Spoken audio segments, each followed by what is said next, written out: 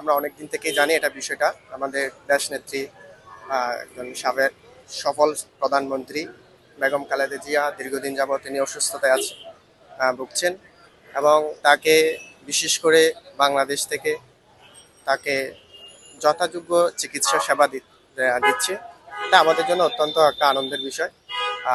আপনি যদি মানবিক দৃষ্টিকোণ থেকে দেখেন, একজন মানুষ যখন শারীরিকভাবে অসুস্থতায় থাকে, তার যে সর্বাগ্রে যেটা প্রয়োজন চিকিৎসা সেবা, সেটা দেশ থেকে হোক এবং তার পরিবার থেকে হোক, তার দল থেকে হোক, সেটা অবশ্যই করা প্রয়োজন। সেটা করে যাচ্ছেন। তার জন্য আমি যারা করে যাচ্ছেন, তাকে চিকিৎসা সেবার জন্য যারা বিভিন্নভাবে এটুক পর্যন্ত করে গেছেন, তাদেরকে আমিও ধন্যবাদ কৃতজ্ঞতা জানাই। আমি এসছি বিশেষ করে এখানে আমাদের সাথে আরো দুইজন আসছেন। আমরা এসছি, আমরা আসলে দেখে অত্যন্ত এটা বিশেষ কি বলবো, আমরা চিন্তিত বলা চলে।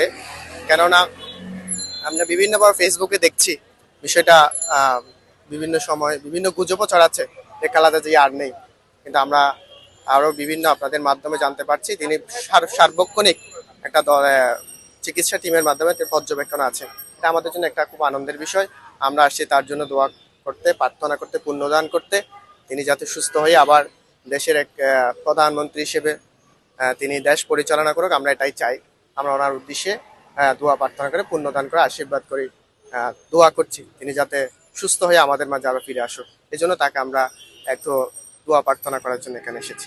না, আসলে সামাজিক যোগাযোগ মাধ্যমে অনেকে অনেকভাবে লিখে, অনেকে অনেকভাবে গুজব ছড়ায়। এখন সবকিছুতে আসলে বিশ্বাস করার সুযোগ নেই। তারপরেও অনেক কিছু দেখে তো আমরা সামাজিক যোগাযোগ মাধ্যমে আমরা অনেক কিছু বিভিন্ন বিষয় আমরা দেখতে পাই, শুনতে পাই, অনেক কিছু আমরা আবার বিশ্বাসও করতে হয় আমাদের। তো সেই সুবাদে আমরা সচককে আজকে জানার জন্য এখানে এসেছি।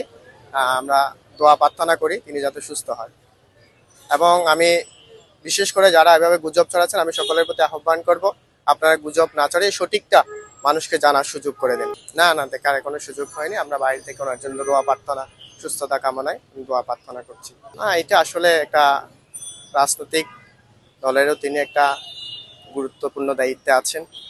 এখন যদি সেভাবে দেশের বিশেষ করে যারা বর্তমানে প্রশাসন এবং আমাদের এই যারা অন্তর্বর্তীকালীন সরকার, তাকে যদি সেভাবে নিরাপত্তা দেওয়া হয়, তাকে নিরাপত্তা দিয়ে দেশে আনতে পারে, তাহলে এটা তো আমাদের জন্য, দেশের জন্য একটা অনেকটা ভালো হবে। কারণ তিনিও একটা অত্যন্ত স্বনামধন্য পরিবারের সন্তান। তিনিও, তার মধ্যে আমরা দেখেছি অনেক রাজনৈতিক বিশেষ গুণ আছে তার মধ্যে। তিনিও আসুক, আমরা দেশ পরিচালনায় তাকেও দেখতে চাই।